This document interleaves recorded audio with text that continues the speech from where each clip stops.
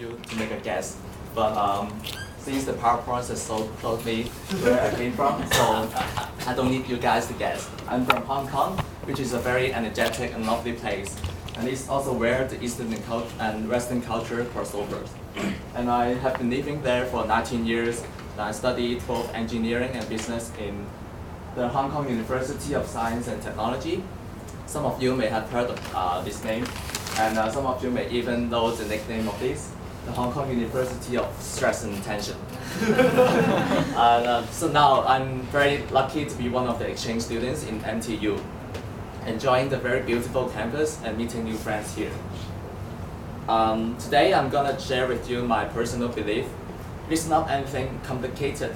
Instead, it's something very simple, but it supports me throughout my life and leads me to where I have been, of course including this stage. About 4 years ago, I was just an ordinary high school student who had the boring classes every day and routine schedule. I didn't have any specialties, and probably many of my friends couldn't differentiate me from the other people. But there was one day that almost changed my whole life. My physics teacher asked the whole class that whether they are interested in joining a physics Olympiad competition, and the whole class didn't respond for several seconds because most of them are not interested, and some of them were not brave enough to raise up their hand. But at that time, I was quite interested in physics, and however, I didn't have the courage to be the first one to put up my hand. So the whole class was in dead silence for a few seconds. And finally, I made up my mind. I put up my hand I was the first one to put up my hand, and some of my friends just followed me and joined the competition together. I feel like it's the first time that I had my control of my own life. Before this incident, I followed what my parents and teachers said. When they told me to study, I would just study but not playing. Since it's my own decision to join the competition, I spent full power. I spent 100% time on preparing the competition, and finally I was able to represent Hong Kong team to join in Asian Physics Olympiad competition, which is held in Israel, and they are my teammates, and it's in Dead Sea, swimming in Dead Sea. So I really had great time in joining the competition. And later on, after the competition, even a reporter had an interview on me and my father to talk about my story.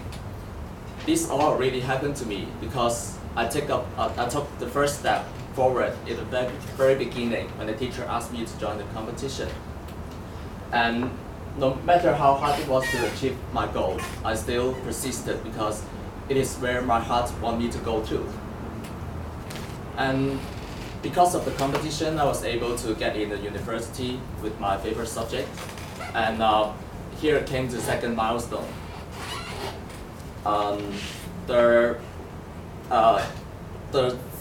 In the second month of the second year, I was about to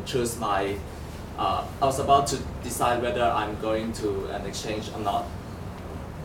Many of my friends didn't want to go because they don't want to separate with their friends and families for half a year, a semester long.